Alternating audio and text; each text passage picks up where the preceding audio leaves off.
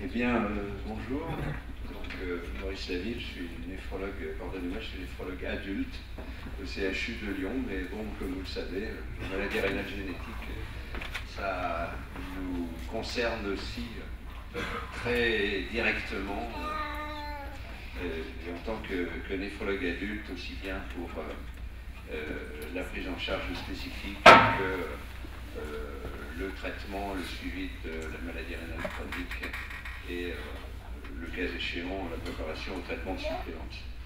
Donc, comme nous avons une très belle journée avec de magnifiques intervenants, je vais demander à Claire Couteil-Noble de venir nous parler du don du rein dans les maladies rénales génétiques. Donc, voilà, je vous passe les mots. Donc, bonjour à tous. Quand nous avons élaboré le programme avec l'association AIRG et Pierre Cochin, il est vrai qu'il y avait certains thèmes qui nous tenaient à cœur, et en particulier le don de rein dans la maladie rénale génétique. Alors, il s'agit bien du don de rein et non pas du prélèvement de rein et des greffes dans les maladies rénales génétiques. Donc, il s'agit bien du donneur vivant. Donc, juste un rappel pour vous préciser où en est-on de la greffe de donneurs vivants en 2017. Eh bien, c'est 576 greffes de donneurs vivants, soit 16% de la totalité des greffes qui ont été effectuées l'année dernière, avec une augmentation de plus de 60% depuis 2012, mais qui tend cependant à stagner depuis 2015 et 2016. L'âge moyen des donneurs augmente. Il est vrai qu'on retient comme candidat à un don des patients de plus en plus âgés, donc 51,5 ans, alors que l'âge moyen des donneurs prélevés à partir des donneurs cadavériques est de 53,5 ans. Et 576 greffes, c'est déjà beaucoup, mais l'objectif théorique pour 2021 serait d'atteindre un nombre de 2000 greffes par an, et vous verrez la quantité de travail sous-marin que cela représente. Alors, on est content d'avoir 16% de greffes de donneurs vivants, cependant, quand on le rapporte au nombre d'habitants, 9,8 par million d'habitants, cela classe la France seulement au 9e rang. Et l'Agence de biomédecine qui essaye de promouvoir ce type de greffe, comme nous tous, s'est penchée sur les raisons de ce classement, disons, modéré, et a fait toute une analyse. Et ce qui ressort pour nous en termes d'analyse logistique et non pas en termes de motivation de la part des patients, c'est qu'il y a une durée du parcours qui est un peu longue et un taux de prélèvement de 40%. Qu'est-ce que cela veut dire? Ça veut dire qu'on fait en moyenne 2,6 bilans de donneurs pour retenir un donneur qui va être prélevé. À Lyon, par exemple, c'est 3 bilans pour retenir un donneur, ce qui fait une charge de travail importante.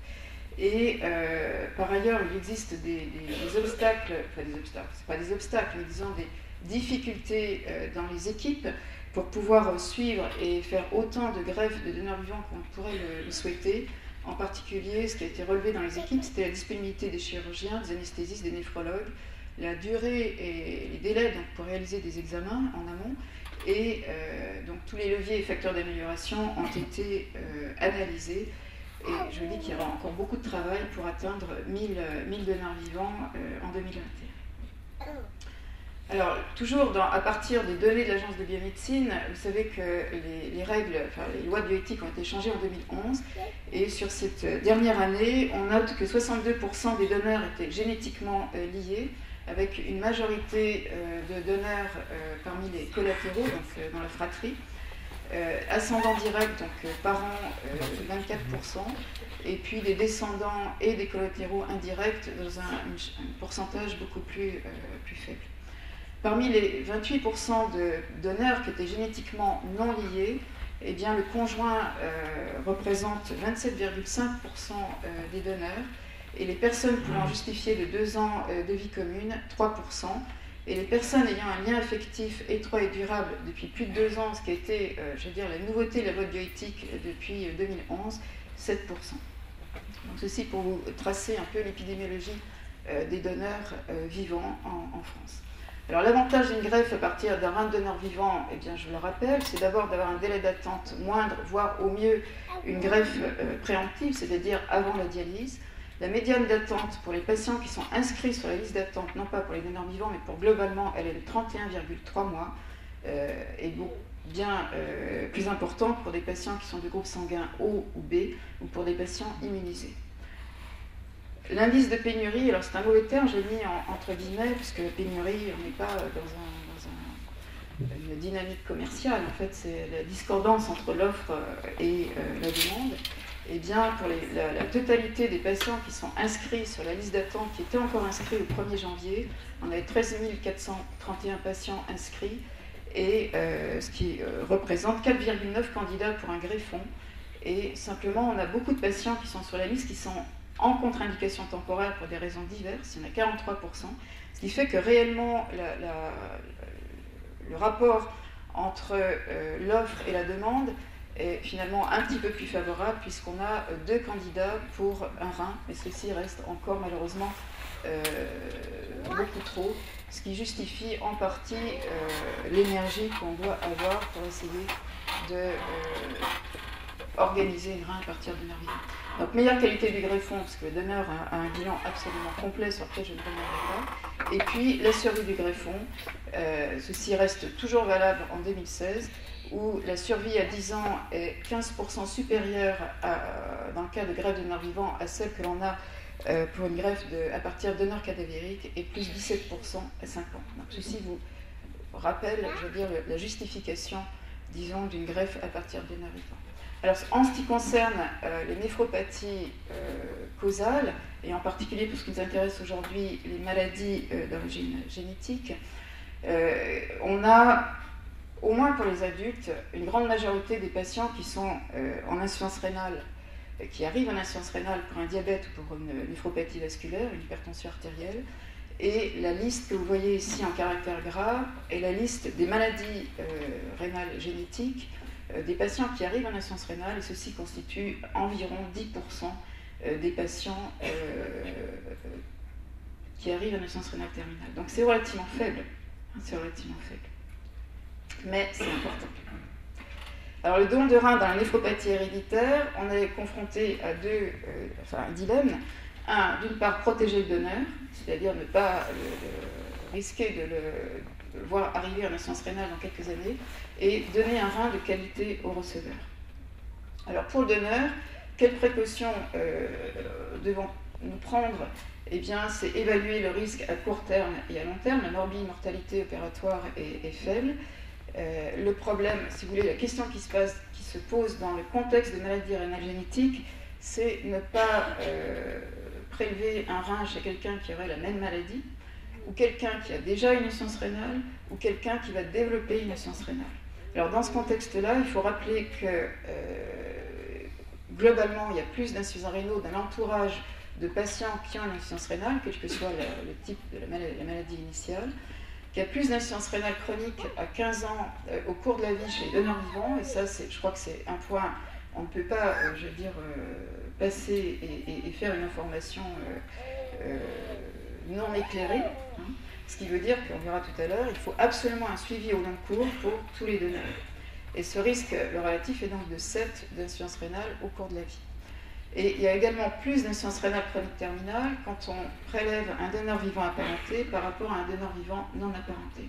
Donc ces 3 lignes, même si elles sont un peu péjoratives en termes de communication, sont importantes à connaître parce que ceci justifie tous les efforts qu'on doit faire pour organiser le suivi des donneurs au long cours. Alors, est-ce qu'il existe un risque de récidive sur le greffon? Oui, certaines maladies vont récidiver et c'est important d'en donner l'information, aussi bien au receveur qu'au donneur. On va le voir en détail tout à l'heure. Et puis, le dernier point, c'est quand faire un test génétique chez le donneur qui serait inutile si le donneur, ou pas très utile en fait, pour le donneur, qui pose également des problèmes éthiques. Mais dans le contexte du don, on peut être amené à faire un test génétique chez le donneur pour s'assurer qu'il n'est pas porteur de la maladie. Pour le receveur, le but, c'est de ne pas recevoir un rein porteur d'une maladie potentiellement évolutive et également le risque de récidive. Alors, je vais balayer les maladies les plus fréquentes que vous allez voir en atelier tout à l'heure, notamment la polykystose autosomique dominante, qui est la maladie donc héréditaire la plus fréquente, au moins chez l'adulte, qui est donc autosomique dominante, pour lequel le diagnostic se fait essentiellement par l'examen clinique et l'échographie à l'âge adulte. L'étude génétique est rarement demandée, et on verra tout à l'heure, sauf dans le cas d'essais thérapeutiques. Mais comme c'est une maladie à révélation tardive, on peut être amené à faire des tests génétiques pour s'assurer qu'avant 30 ans, le donneur n'est pas porteur de la maladie. Alors je vous rappelle les recommandations qui ont été faites par l'Agence de biomédecine avec un collège d'experts en 2009, où il était contre-indiqué pour un donneur de donner un rein s'il était porteur de la maladie, bien sûr, et s'il y avait des antécédents familiaux, de polykystose, sauf si l'échographie est normale chez un sujet depuis 30 ans. Vous verrez que la situation est beaucoup plus complexe que ça. Et en 2009, je veux dire, plusieurs articles sont apparus pour savoir quand est-ce qu'il fallait faire un test génétique pour un donneur qui va donner donc un receveur porteur de la polykystose autosomique dominante. Et on voit que dans ce papier où ils ont proposé des tests génétiques, eh bien, on avait par exemple 2 donneurs vivants jeunes pour un receveur qui avait, lui, pour un receveur qui était jeune également. Et donc ces 2 donneurs vivants étaient jeunes, avaient moins de 25 ans, et pour retenir, l'échographie était normale, mais ce qui ne veut pas dire que le donneur ne va pas développer ou n'est pas porteur de la maladie avant 30 ans. L'identification de la mutation a été effectuée chez le receveur. Cette mutation a été recherchée chez les 2 donneurs qui n'avaient pas de cette mutation, et le bilan de donneur a été possible. Pour une autre patiente, une sœur de 45 ans, qui se proposait pour son frère de 36 ans, qui lui était porteur d'une maladie, une polykystose autosomique dominante, mais sans antécédent familial, eh bien, on fait l'examen, l'IRM, on trouve 3 kystes sur le rein droit chez la sœur, pas de kyste à gauche, qui pose le problème de l'étiologie de cette maladie. Et la donneuse était tout à fait réticente à donner, sans qu'on aille plus loin, sans la rassurer sur l'absence de maladie, sans qu'on puisse lui affirmer qu'elle n'était pas porteuse de cette maladie. Eh bien, on trouve une mutation dans PKD1 chez le receveur. La donneuse est indemne de la mutation et on a pu procéder donc, au bilan de la donneuse. Et enfin, le 3e exemple, un homme de 35 ans veut donner à son père de 73 ans. Lui, il n'a pas d'antécédent de polykystose, ce qui est un peu curieux. Le donneur, on trouve 3 kystes à gauche et pas de kyste à droite, et on se pose la question de savoir s'il s'agit bien d'une polykystose autosomique dominante déjà chez le père. Donc on est amené à faire un test génétique chez le receveur qui trouve multiples variants de signification inconnue, mais pas de mutation associée à la polykystose autosomique dominante. Et ne connaissant pas la signification de ce variant génétique que l'on retrouve également chez le donneur, finalement le bilan n'a pas été effectué. Donc vous voyez que dans certains cas, on peut être amené à aller beaucoup plus loin dans les tests génétiques.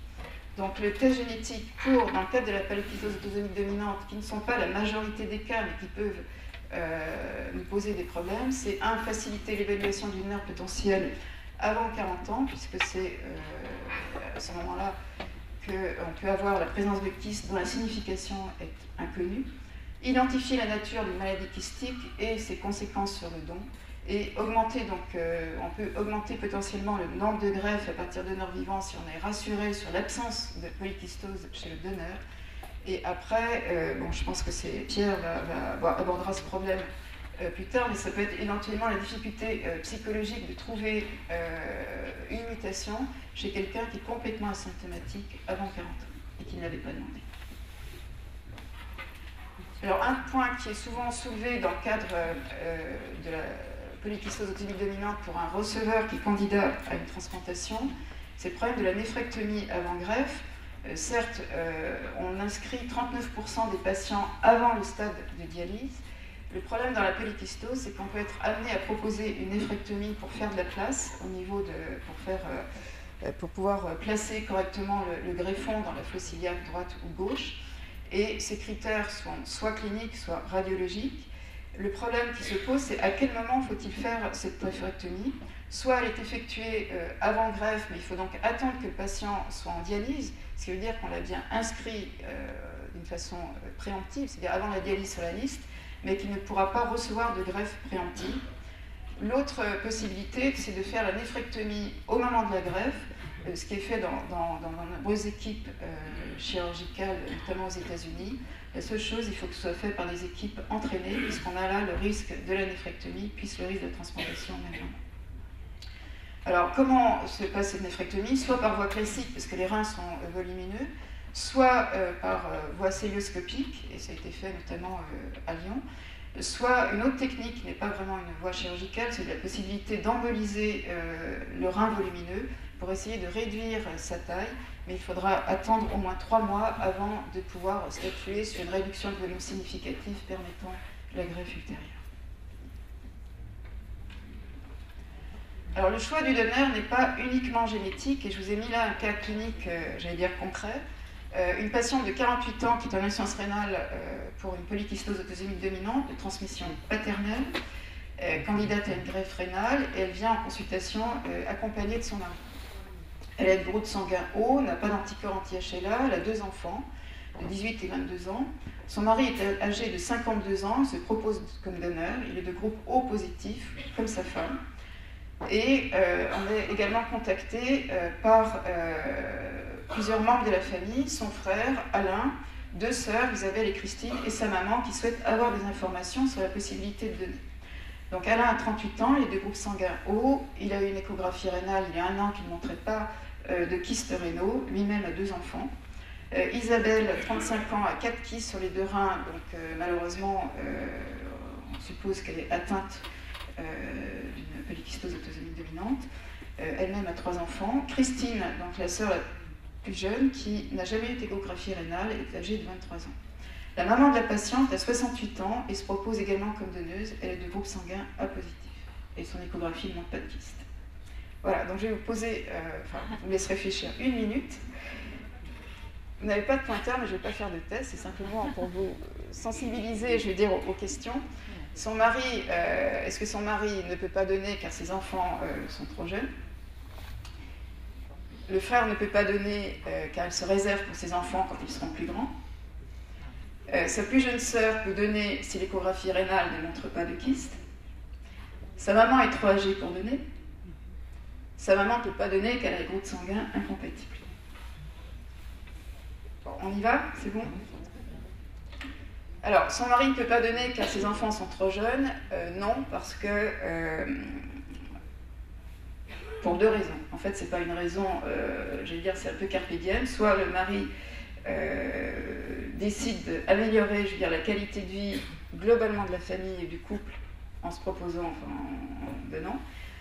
Il faut s'assurer entre mari et femme qu'il n'y a pas d'anticorps anti-HLA préformés chez la receveuse puisqu'elle a eu des grossesses et que c'est un mode de formation des anticorps anti-HLA. Et puis, donc le mari, stratégiquement, peut hésiter entre donner maintenant à sa femme ou bien se réserver plus tard pour donner à ses enfants s'ils sont atteints de la maladie, mais on ne saura pas de façon ferme avant 30 ans, sauf si on faisait une recherche génétique chez les enfants, ce qui n'est pas éthique actuellement. Donc il faut tenir compte des avancées thérapeutiques pour ralentir l'évolution de l'insuffisance rénale chez les enfants, sachant qu'il y a plusieurs essais thérapeutiques qui vont permettre peut-être de retarder l'apparition de l'insuffisance rénale, et que si les enfants ont besoin d'une greffe ultérieurement dans 20 ans, le père sera peut-être trop âgé ou pas forcément en état de donner à ce moment-là. Donc il faut vraiment raisonner en termes de bénéfice familial du don dans ces cas-là. Et je veux dire ne pas voir uniquement le risque génétique. Pour la deuxième proposition, le frère ne peut pas donner car il se réserve pour ses enfants, et donc là, vous avez que le frère n'était pas atteint, donc la maladie, les enfants n'auront pas la maladie si le patient, le donneur n'est pas atteint. Donc ce n'est pas une raison pour ne pas donner. Sa plus jeune sœur peut donner si l'échographie rénale ne montre pas de kyste, non, puisque avant 30 ans, voire 40 ans, l'absence de kyste n'élimine pas la maladie. Et si vraiment elle voulait donner, il faudrait faire un test génétique du donneur, mais également du receveur pour localiser la mutation. Sa maman est trop âgée pour donner, non. Alors vous avez vu qu'on augmente l'âge des donneurs d'année en année, et qu'il n'y a pas de l'âge limite pour donner, mais que c'est bien la fonction rénale et l'absence de comorbidité qui vont autoriser le don. Enfin, sa maman ne peut pas donner qu'elle a des groupes sanguins incompatibles, non, puisqu'on a des possibilités de greffe en ABO incompatible et de dons croisés qui permettent d'effectuer des greffes en situation d'incompatibilité au moins ABO. Donc les greffes ABO incompatibles sont effectuées depuis déjà un certain temps. Les premières ont été effectuées en Belgique. Et depuis 2004, on a 242 greffes qui ont été effectuées en France. Et les dernières statistiques montrent 74 greffes ABO incompatibles en 2016, avec une survie du greffon qui est tout à fait identique à celle que l'on a en situation de compatibilité. Donc ce sont des données plutôt encourageantes pour pouvoir autoriser ce type de don. Ceci dit, pour le receveur, il faut avoir un traitement immunosuppresseur avant la greffe qui est relativement lourd, avec des échanges plasmatiques, des injections d'anticorps anti-CD20 et un traitement immunosuppresseur un peu lourd avant la greffe. Mais enfin, on pourra en reparler tout à l'heure. L'autre possibilité, c'est le don croisé. Donc le don croisé a été accepté, je veux dire, a été autorisé en France depuis la loi de bioéthique en juillet 2011. Donc il consiste à échanger des greffons entre deux paires de donneurs et receveurs qui sont soit ABO, soit HLA incompatibles. Ce qu'il faut retenir, c'est que la greffe se passe de façon simultanée. C'est le greffon qui voyage et non le donneur. Donc jusqu'à présent, c'est un programme qui était plutôt encourageant, on était tout à fait enthousiastes, mais malheureusement, en termes d'efficacité, il n'y a seulement que 10 greffes qui ont été effectuées sur 64 paires qui sont incluses jusqu'à présent. Et le rendement est un petit peu décevant, puisque la plupart des équipes maintenant se mettent à faire des greffes ABO incompatibles dans leur centre. Alors, qui va donner dans notre cas clinique? Eh bien, il n'y a pas de bonne réponse. En fait, la décision, elle est à la fois médicale, ou plutôt la contre-indication est médicale, mais la décision n'est pas médicale. Elle est stratégique et collective, et elle doit se faire, j'allais dire, en réfléchissant aux bénéfices individuels et familial pour donc l'intérêt de la famille et le futur de la prise en charge. Et je mets sociétal point d'exclamation parce qu'il y a quand même beaucoup de pression actuellement pour faire des greffes de donneurs vivants. Alors, le risque de récidive, non, il n'existe pas pour la polykystose autosomique dominante. Il n'y a pas de récidive sur greffe. Alors, deuxième maladie qui vous concerne pour la plupart pour vous qui êtes là, c'est le syndrome d'Alport. Donc, je ne vais pas aller dans le détail de cette maladie qui sera largement débattue cet après-midi. C'est une néphropathie glomérulaire associée à une surdité de perception et des anomalies oculaires. Ce qui est important dans le syndrome d'Alport, c'est qu'il y a plusieurs modes de transmission. Le plus fréquent, enfin celui qu'on retient, c'est une transmission liée à l'X, dans 80 à 85% des cas.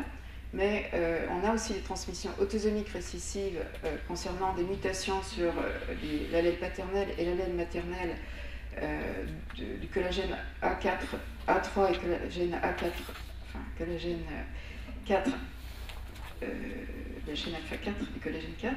Et on a également des transmissions autosomiques dominantes. Alors ça, c'est important dans la décision de retenir ou pas un donneur, puisque les risques ne sont pas forcément les mêmes pour le donneur. Alors jusqu'à présent, je vous rappelle toujours ce qui doit faire Bible pour nous, c'est les recommandations formalisées d'experts en 2009, où il était spécifié qu'une greffe de donneur vivant était contre-indiquée si le receveur était atteint de syndrome d'Alport lié à l'X lorsque le donneur a transmis la maladie. Pourquoi? Parce que les femmes qui transmettent la maladie ne sont pas à l'abri de développer une insuffisance rénale, voire une insuffisance rénale terminale, et on sait maintenant que les femmes ne sont pas du tout uniquement porteuses de la mutation, mais elles sont aussi affectées par la mutation avec des risques de développement de maladie. Alors, les questions relatives au don de rein par un donneur vivant apparenté, c'est le risque d'insuffisance rénale, donc non seulement pour les femmes qui ont une forme, donc, qui sont porteuses d'une mutation liée à l'X, mais également pour les parents hétérozygotes dans les formes autosomiques récessives, même si l'évolution vers l'insuffisance rénale est moins sévère, il faut être très vigilant et on ne peut pas dire que les donneurs, quand ils n'auront qu'un seul rein, seront à l'abri de développer une insuffisance rénale. Nous n'avons pas de registre actuellement, ni français ni international pour évaluer ce risque, mais on sait que les donneurs, indépendamment d'un don, ont un risque de développer une naissance rénale. Alors chez le receveur, exceptionnellement, soit donneur vivant ou pas donneur vivant, il y a un risque, moins de 5%, on n'en voit plus d'ailleurs, de développer une néphropathie avec des anticorps développés contre la membrane basale glomérulaire, surtout pour les receveurs qui ont des délétions importantes dans la chaîne alpha-5 du collagène 4. On peut voir apparaître certains types de glomérulonéphrite après la greffe. Alors, il y a eu un débat, oui, ça date déjà, c'est un petit peu ancien, en 2009, pour savoir si on pouvait prendre en toute sécurité les reins de maman qui était porteuse de cette mutation. Et les recommandations actuellement sont relativement claires, à savoir qu'il y a une contre-indication en don s'il y a une protéinurie, s'il y a un déficit auditif, s'il y a eu des antécédents d'hématurie, s'il y a une hypertension, si la fonction rénale est diminuée, j'allais dire c'est les mêmes règles que pour tout autre donneur. Une discussion à laquelle je dis bien c'est une discussion, si l'âge du donneur est supérieur à 45 ans est complètement asymptomatique, mais on ne peut pas garantir que le donneur ne va pas développer une naissance rénale au-delà de 45 ans. Et le pronostic est un petit peu moins mauvais pour les formes autosomiques récessives, mais dans ces cas-là, je pense qu'il est absolument indispensable de céder de la génétique pour retenir un donneur chez un receveur qui a un syndrome d'Alport. Dans tous les cas, le suivi des donneurs est absolument indispensable pour tous. Alors l'hyperoxalurie primitive, je n'ose pas en parler devant Pierre. Donc c'est une maladie métabolique autosomique récessive. Les parents sont hétérozygotes, donc théoriquement il n'y aurait pas de risque pour eux de développer une maladie sévère derrière, bien qu'on retrouve une activité enzymatique diminuée chez les parents qui sont hétérozygotes. Actuellement, dans l'hyperoxalurie primitive, la stratégie recommandée, je vais vous montrer tout à l'heure, c'est plutôt plus souvent une greffe de foie-rein, soit simultanée, soit séquentielle. Et bien sûr, pas de greffe de rein isolée, certainement pas de donneur vivant, qui a un risque important de récidive sur le greffon. Donc, dans les recommandations de l'Agence de biomédecine, il était contre-indiqué de prendre un donneur vivant en cas d'hyperoxalurie primitive. Alors, stratégie de transplantation, j'ai dit moi je m'occupe essentiellement de greffes chez les adultes. Donc, c'est essentiellement des patients qui ont une filtration qui est déjà bien diminuée, entre 20 et 40 minutes, voire des patients qui sont en dialyse. Et dans ces cas-là, la stratégie est de faire une greffe de foie-rein. Et quand les patients sont déjà en dialyse, c'est-à-dire qu'il y a un stock d'oxalate très important, il est préférable de faire d'abord une greffe de foie, d'épurer au maximum le stock d'oxalate et proposer une greffe de rein secondairement. Dans certains cas, si la fonction n'est pas suffisamment, pas trop altérée, on peut proposer de faire une greffe de foie d'abord, puis une greffe de rein. Enfin, une greffe de foie, puis simultanément une greffe de rein. Alors, quelle est la place de donneur vivant dans cette stratégie ? Eh bien, ceci a été analysé donc, par essentiellement les transplanteurs hépatiques qui ont relevé donc, plusieurs stratégies. Et en cas de donneur vivant, donc, il y a eu des greffes séquentielles qui ont été faites, soit à partir du même donneur, donc, qui a donné son foie puis secondairement son rein, soit à partir des deux parents différentiellement qui ont donné l'un le foie puis le rein. Mais à Lyon, je vous rassure, je ne sais pas si je peux vous rassurer, ce n'est pas une stratégie qu'on a retenue. Syndrome hémolytique et urémique atypique, donc là aussi des recommandations qui sont assez drastiques de la part de l'Agence de biomédecine. Pas de greffe de donneur vivant, non souhaitable si le receveur est porteur d'une mutation d'un gène codant pour une protéine, une mutation du facteur H ou du facteur C3 ou du facteur B ou du facteur I, qui sont des mutations associées à une récidive de la maladie sur le greffon. Donc la stratégie, donc vous regardez uniquement la partie droite de la diapositive qui concerne donc la stratégie vis-à-vis du donneur vivant.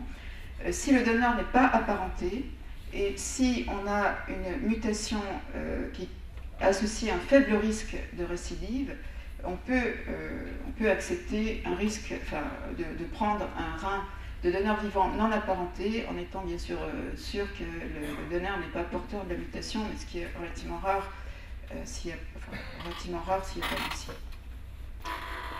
Ceci dit, c'était une greffe qui sera faite sous couvert d'éculizumab, avec un traitement prophylactique qui a complètement révolutionné le pronostic et le risque de récidive après transplantation rénale. Si on a un donneur vivant apparenté, il faut donc bien sûr s'assurer que le donneur n'est pas porteur de la même mutation que le receveur, n'est pas porteur du tout de mutations associées à un risque de syndrome hémolytique et urémique. Et si le donneur a un risque élevé de récidive, eh bien, il est préférable de ne pas prendre un donneur vivant, même si le donneur n'a pas cette maladie, enfin cette mutation. Pardon. Donc la transplantation, dans ce cadre-là, à partir de donneurs vivants, il existe un risque pour le donneur apparenté de SHU après néphrectomie, parce que même si on fait des tests génétiques, on n'est pas sûr d'avoir balayé, enfin, recherché toutes les mutations. Risque de perte du greffon par récidive de SHU selon la mutation, donc c'est une mutation du facteur H ou du facteur B ou C3, les risques sont très importants.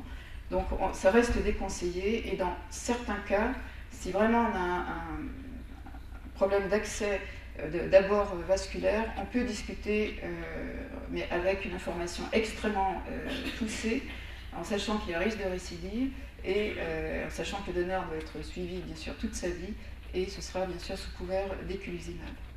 Donc si le donneur vivant n'est pas apparenté, là les options sont un peu plus larges, mais je veux dire prudence, bien qu'un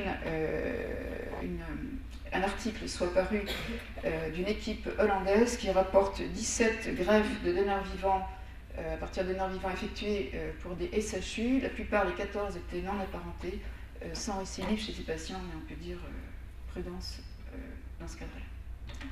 Alors, le syndrome néphrotique corticorésistant, c'est un peu, donc, chez l'adulte, il reste encore une discussion pour savoir qui doit être testé sur le plan moléculaire lorsqu'on a un syndrome néphrotique corticorésistant en 2017. Jusqu'à présent, donc, si on a un début dans l'enfance, les formes qui ne sont pas immunes, qui ne sont pas sensibles, enfin qui n'ont pas de réponse au traitement immunosuppresseur, aux corticoïdes, doivent être testées. Pas d'intérêt pour celles qui ont une rémission sous traitement immunosuppresseur. Pas d'intérêt pour celles qui récidivent après transplantation rénale. Théoriquement, celles associées à des mutations ne vont pas récidiver. Et le début à l'âge adulte, pour les patients qui ont un début de syndrome néphrotique corticorésistant à l'âge adulte, les formes familiales, oui, il faut faire un test génétique. Et les cas sporadiques, pour des raisons qu'on pourra développer tout à l'heure, il semble qu'au-delà de 30 ans, le rendement, enfin disons le rendement pour la découverte d'une mutation comme cause ou comme association à un syndrome néphrotique corticorésistant soit suffisamment rare qu'on ne le propose pas systématiquement.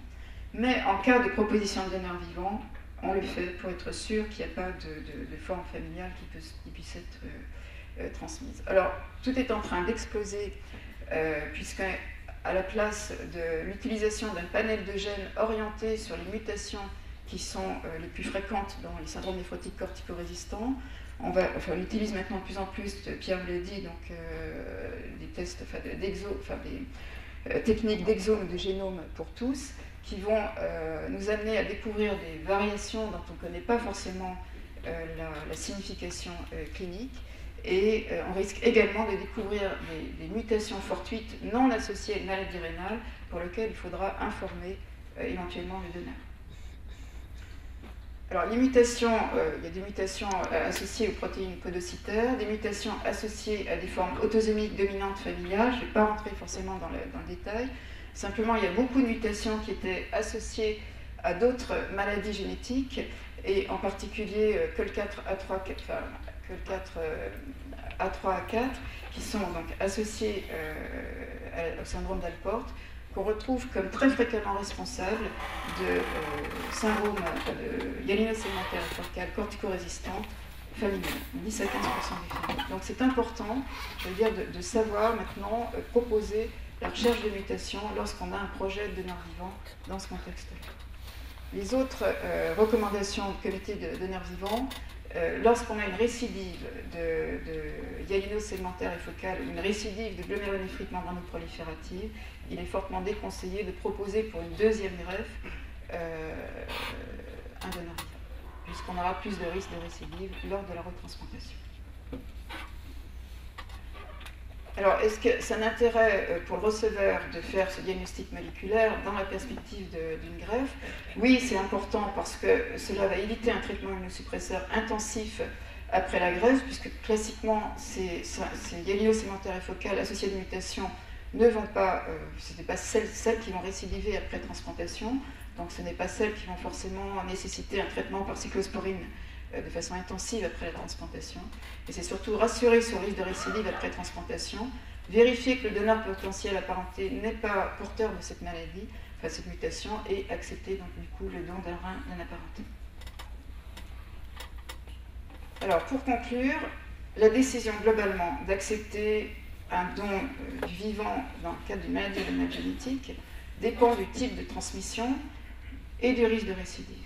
Donc le type de transmission, si la maladie est récessive, autosomique, les parents sont hétérozygotes, il y a relativement peu de risques de développer la maladie ultérieurement, bien qu'il faut y être prudent puisqu'on n'a pas un suivi exhaustif de tous les donneurs. Sauf pour le syndrome d'Alport autosomique récessif, vous avez vu que les patients ne sont pas indemnes de maladie, mais il faudra suivre de façon très prolongée les donneurs.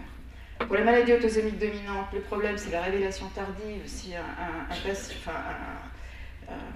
patient veut donner, notamment au sein de la fratrie, et un patient jeune de moins de 40 ans, il faudra s'assurer, si on n'a pas de kyste, qu'il n'est pas porteur de la mutation. Pour les maladies héréditaires liées à l'X, on a parlé pour la maladie d'Alport, on a également pour la maladie de Fabry, les femmes qui transmettent cette mutation ne sont pas à l'abri de développer la maladie. Et enfin, donc, le risque de récidive est extrêmement important pour l'hyperoxalurie primitive et le syndrome hémolytique et urémique. Alors, la recherche de maladie génétique dans l'intérêt du receveur, oui, pour déjà mettre un nom sur une maladie. Et parfois, nous, on fait le diagnostic d'une maladie rénale génétique au moment du bilan de pré-transplantation, lorsqu'on fait l'enquête pour rechercher un donneur vivant. Donc, c'est important de rechercher des anomalies cliniques à la recherche d'un syndrome, par exemple, un syndrome, et rechercher, donc, interroger sur les possibles atteintes rénales chez tous les membres de la famille. Donc il faut tester, il peut être important de tester un apparenté qui souhaite donner un rein de son vivant qui ne présente pas encore la maladie, puisqu'on a une maladie à révélation tardive. Et également, un autre point important, c'est les receveurs qui ont une néphropathie indéterminée. Ceci constitue environ 18 à 20% des causes de maladies, enfin d'insuffisance rénale chronique terminale dans le registre rein donc en France. Et on estime, une étude a été faite récemment, en screenant donc, les patients, et il a été montré qu'environ 10% de ces 18-20% étaient porteurs de variants génétiques. On ne pouvait pas exclure de maladies rénales génétiques chez ces patients qui ont une néphropathie causale indéterminée. Et j'ai fini bientôt. Donc la dernière diapo. Ça tombe bien. Ce qui est bien limité. Donc le suivi du donneur, c'est extrêmement important et encore plus important dans le cadre de maladies rénales génétiques. Les recommandations, c'est que le donneur soit suivi pendant la première année post-néphrectomie, mais ce n'est pas suffisant. Personnellement, je vois les donneurs à 3 mois, 6 mois, 1 an, donc un peu plus que ce qui est recommandé, mais surtout, il s'agit d'un accompagnement, je veux dire surtout au 3e mois, où donner un rein n'est pas quelque chose d'anodin, ce n'est pas quelque chose de mécanique. Et il faut suivre les patients, bien sûr, vis-à-vis de leur risque d'insuffisance rénale et tout au long de la vie. Donc je vous rappelle qu'il y a un registre des donneurs, malheureusement ce registre n'est pas exhaustif et qu'on doit y porter une attention extrêmement minutieuse pour pouvoir alimenter cette base et savoir, notamment pour les maladies récessives dont je vous ai parlé, on n'est pas sûr que les donneurs qui ont donné qui après avoir donné un rein ne soient pas à risque majoré d'insuffisance rénale. Voilà, je voulais donc terminer en disant oui, les donneurs en général ne regrettent pas d'avoir donné, mais n'oubliez pas que nous n'avons plus qu'un seul rein. Merci.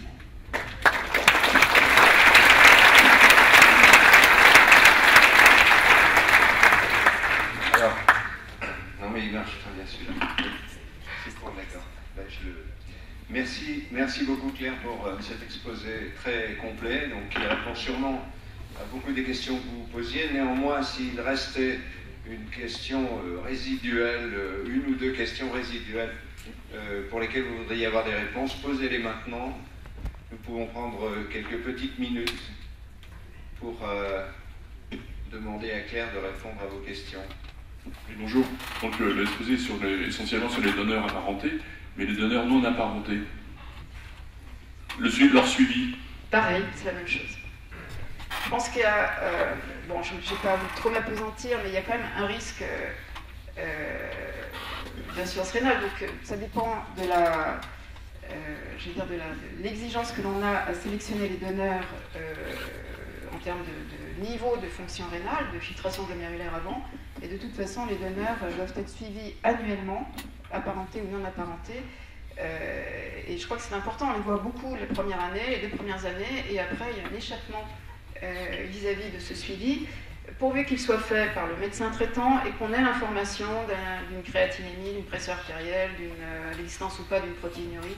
C'est important pour le registre. Je veux dire, quand on dit qu'il y a un risque relatif multiplié par celle d'insuffisance rénale, c'est à 15 ans et au cours de la vie, c'est pas dans les 3 années. Donc oui, c'est important. C'est un rein, enfin les donneurs ont un rein unique, donc c'est important qu'ils soient suivis régulièrement.